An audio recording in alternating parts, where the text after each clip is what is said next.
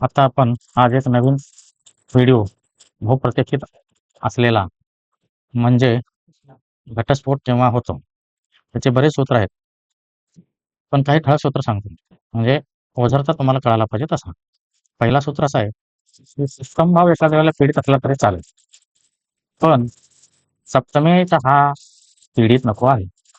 सप्तमेत जर पीडित असेल तर ते मात्र खूप मोठा उद्योग करतो. दुसरा नियम, लग्न टिकवण्यासाठी नवम स्थान हा बली पाहिजे. नवम स्थानात पापग्रह आणि पीडित असेल तर लग्न टिकणार नाही. तिसरा नियम, सप्तमेश 60-12 मध्ये नको. म्हणजे सप्तमेश 60-12 मध्ये पाप राशी पीडित नको आहे.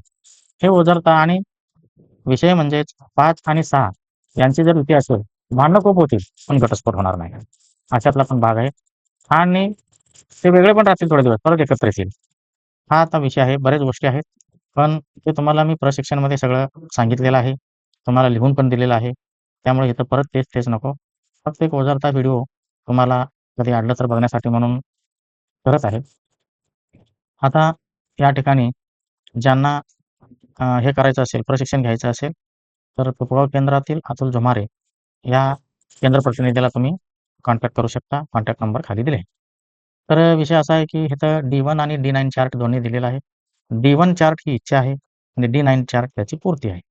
लग्नाचा घटस्फोट बघण्यासाठी शाश्वत कुंडली म्हणून D9च बघावा लागतो.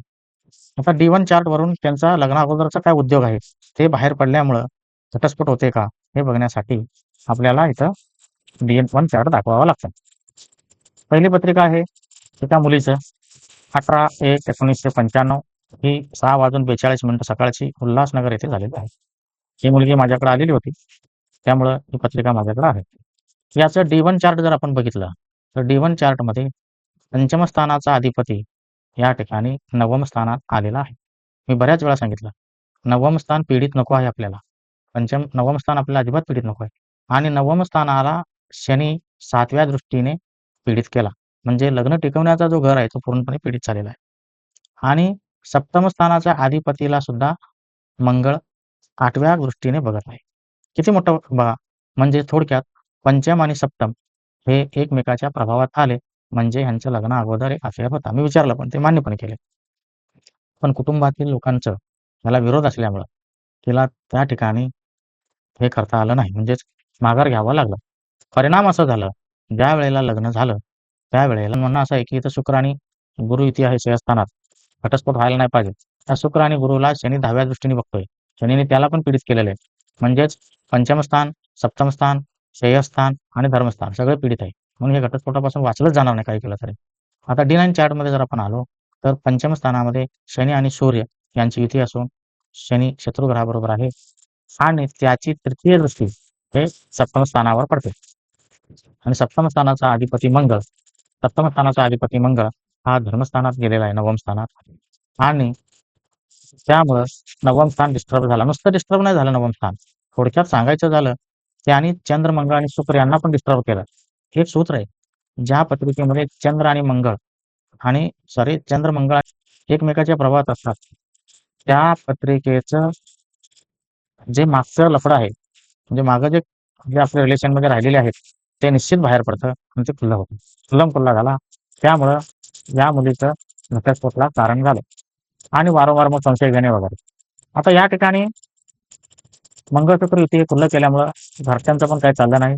शेवटी हिला घटस्फोट घ्यावा लागला. लग्न होऊन 2च महिन्यामध्ये या मुलीचा घटस्फोट झाला. दिसायला सुंदर आणि MBA झालेली ही मुलगी होती, पण इलाज नाही. आता या ठिकाणी बघा दुसरा पत्रिका आहे 11/1/85 11:30 सकाळी चाळीसगाव.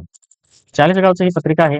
या पत्रिकेमध्ये ज्यावेळेला आपण बघतो त्यावेळेला लक्षात येतं की पंचम स्थानाचा अधिपती चंद्र बघा कुठे गेलेला आहे. पंचम स्थानाचा अधिपती चंद्र 6 मध्ये गेलेला आहे. 60-12 मध्ये नको होता ना. आणि सप्तम स्थानाचा अधिपती बुध कुठे गेलेला आहे? दशमात गेलेला आहे. आता यावर वरवर बघितलं तर तुम्हाला असं वाटेल की हे कसं काय प्रभावात नाहीत पंचम आणि सप्तम. पण या ठिकाणी नीट बघा. या ठिकाणी शुक्र, चंद्र आणि मंगळ एकमेकाच्या प्रभावात आहेत. शुक्र, चंद्र आणि मंगळ एकमेकाच्या प्रभावात आहेत.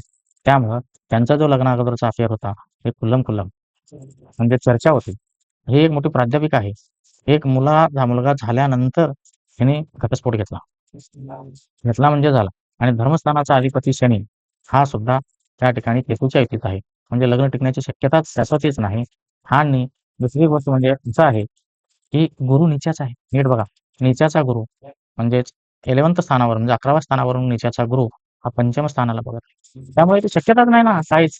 म्हणजे पंचम डिस्टर्ब आहे, सप्तम डिस्टर्ब आहे. आलं का तुमच्या लक्षात? आणि धर्मस्थान डिस्टर्ब आहे, शेयस्थान डिस्टर्ब आहे. आता या ठिकाणी असं म्हणता येईल आपल्याला की हे घटस्फोटची पत्रिका आहे असं म्हणतात. आता आपण D9 चार्टमध्ये बघू. कोणत्या कारणामुळे घटस्फोट झाला? कारण तुम्हाला मी तर सांगितलं D1 चार्टमध्ये पहिला तुम्हाला कारण मी सांगितलेलं D1 चार्टमध्ये कारण काय की त्यांचं अफेअर बाहेर पडलं असं म्हणायला हरकत नाही. शिवाजी जेव्हा माझ्याकडे आलं होतं तेव्हा मी स्पष्ट विचारलं होतं. तो म्हणतो आता झालं गेलं जाऊ दे सर, काय करायचं? ठीक आहे. आता या ठिकाणी पंचम स्थानामध्ये मंगळ आहे आणि पंचम स्थानाचा अधिपती गुरु राहू बरोबर आहे. आणि सप्तम स्थानात बुध हे नीट लक्षात ठेवा. सप्तम स्थानात बुध हा वाईट असतो. सप्तम स्थानात बुध आणि सप्तम स्थानाचा अधिपती शुक्र हा सप्तम स्थानाचा अधिपती शुक्र हा चतुर्थात आहे, चांगला आहे. पण गुरु नीचाचा आहे. पंचम स्थानाचा अधिपती गुरु नीचाचा आहे आणि त्याच्यावर शनीची दृष्टी आहे. आणि शनीची आहे. त्यामुळं विषय अजून गंभीर झाला. आणि या ठिकाणी घटस्फोट होण्याचं कारण मग चंद्र म्हणजेच या मंगळ चंद्राला 8व्या दृष्टीने बघतो. म्हणजे चंद्र मंगळ यांचा संपर्क आला, श्रेयस्थान डिस्टर्ब केलं त्यांनी आणि धर्म टिकवण्याचं स्थान आहे तो केतू आणि त्याला गुरु नीचाचा होऊन बघतो. बऱ्याच लोकांनी ह्या बाईला समजावून सांगितलं, पण हे न ऐकल्यामुळं ह्याचा घटस्फोट झाला. या पत्रिकेमध्ये धर्मस्थान पूर्ण डिस्टर्ब आहे. शुक्र चांगला आहे, नीट लक्षात ठेवा. पण पंचम स्थान आणि बुध सुद्धा म्हणजे चंद्र सुद्धा श्रेयस्थानात आहे आणि मंगळाने डिस्टर्ब केलंय.